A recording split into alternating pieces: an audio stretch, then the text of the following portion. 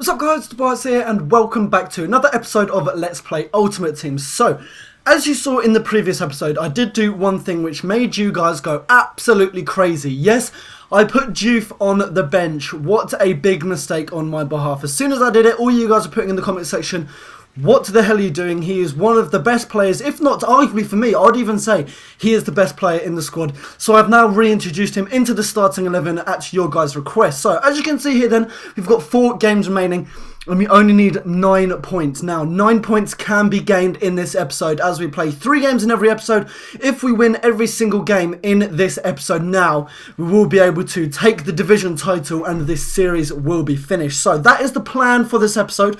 Will it happen? Won't it happen? You're going to find out in the next 6 to 7 minutes. So we do go into this first game here. We don't come up against the best squad. You know, I was feeling fairly confident going straight into it. Beg your pardon, I'm hiccuping all over the place. And as you can see here, Juve, why did I ever drop you? I do not know. He was grabbing the opportunities from straight after kickoff. And yeah, he wasn't burying them, but you know, Juve is probably one of my favourite players on Ultimate Team. And I didn't even realise how good he was on this game until I started this series of Let's Play Ultimate Team. You know, I just picked him up randomly, and my god, you're going to see at the end of this episode how many goals he has scored for this club in this series. And it is absolutely astonishing, especially when you look at the price tag that's on his head, which isn't even 1,000 coins. He's an absolute bargain. So in this first game then, we do get to half-time. We are 2-0 up. A nice early goal from S-Vine came in, followed by a second goal from Juve, the main man. And you know, I'm really starting to think to myself, why did I even drop him? I don't even know why. If you watched the previous episode, which was a live commentary, I was at 2-2, and in the 86th minute or something really late on, I think it might have even been as late as the 88th minute, Juve actually got us the winner. So why I dropped him, I do not know. But as you can see in this game then, Ben Arthur did actually score an absolute screamer. There is what I'm trying to think of the players I hate coming up against an Ultimate Team. Fellaini is definitely up there. Czech is up there because you know he's in this game now, and I just literally whenever I come up against him, it seems that he literally saves every single shot I have up against him. And then Ben Arthur, he literally, from like the halfway line, he can send out rockets. And whenever it's against me, it always feels as if every single chance that Ben Arthur does get whenever I'm playing against him as my opposition, it does get buried into the back of the net. So that was a really nice goal coming from him, but I did score quite a couple after he did score that. And we did pick up the 3 points in that first game with a nice 5-1 defeat over my opposition. So that is the start we needed. You know, I was playing these 3 games, I was like, right, if I lose this first game, things aren't going to look good. But, you know, we got 3 points under our belt from that first game. We only need 6 more points and we have 2 games remaining. I'm feeling confident. I'm feeling pumped. We can do this.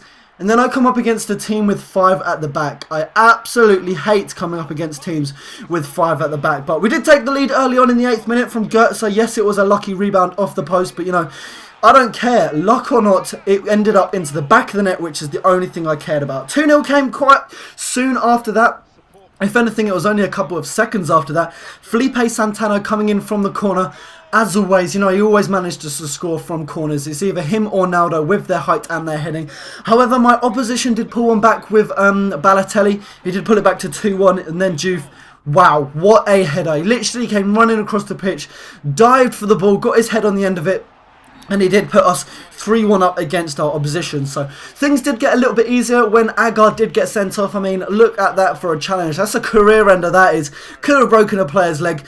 But by halftime, we were 3-1 up. And I had 7 shots on target. So it did look like things were going my way. And it did get a little bit easier when I did get another goal coming from Juve. 4-1 came shortly after that. His keeper managed to slip up a little bit, fed the ball down to Juve, and that was an easy finish for him to bury into the back of the net. And I don't know what happened with this guy. As soon as he got 4-1 down, he literally took the attitude of, fuck this, I'm not going to be winning this, and that's pretty much how I finished the game. I was going to be winning it, and I was going to be taking the 3 points. And ever since then, my opposition decided to bring out his goalkeeper at every chance I did get. So, unfortunately, that said, I know we're 6-1 up, so it does look like we're going to be getting the 3 points, but I did actually give away a penalty, which is a little bit gutting. He stuck Balotelli on the end of it. I did go the right way. I don't know why my keeper didn't save it. He even got the custom Balotelli celebration on there. So he did manage to claw a second goal back for him. However, 6-2, there is no way he's going to be getting the 3 points or even a draw from this game. We hit the post. We hit the goalkeeper after that. I believe it's Victor Valdez we're up against in this game. And then it did manage to find its way into the back of the net. And look at this. I don't know why he's bringing his keeper out that far, but I guess he just thought this game was too far gone for him to bring it back. And that is nothing for me to complain about. So every single opportunity I did get, I mean, look at this. Look, a throw-in, he decides to bring his goalkeeper out on Goetze. There's no way he's going to be finishing that open goal. No matter how far it is out, Goetze is going to be burying that from any distance. So that game did end then. Another 3 points, 17 shots on target. I absolutely annihilated my opposition in that game. And the one thing that we do care about in that game were the 3 points. So, one game remaining in this episode, 3 points needed. We could wrap this series up in the next 120 seconds. That is the squad. Esvine, Juve and Goetze running the 3 attacking players up front. I did put Royce onto the bench for this game because I didn't think he was performing in the previous episodes of this series. And as I've been saying for the last couple of minutes in this game, Juve, I'm relying on you to get me the 3 points in this game. So straight on then, getting into this game, we didn't take the lead.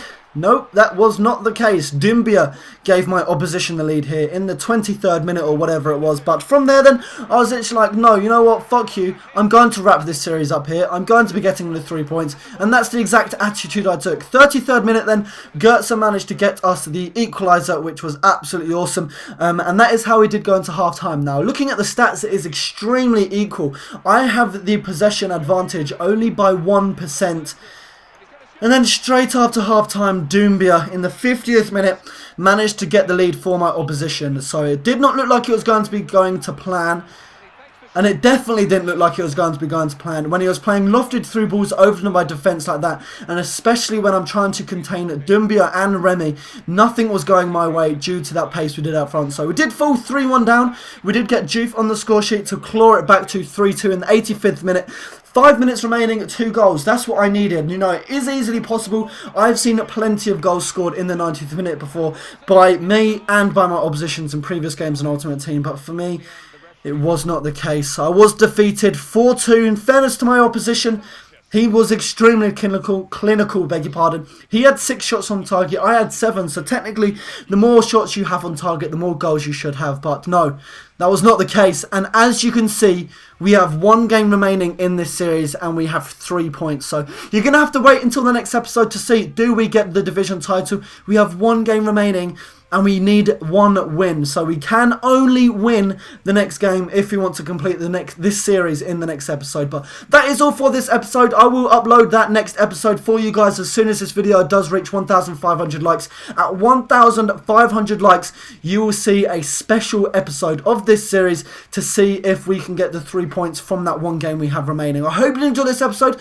If you did, then please do leave a like and a comment. As I said, 1,500 likes, I will upload the next and final episode, hopefully, of this series so you can see if we do get the division title. And until my next video, I'll be speaking to you guys later. Take care.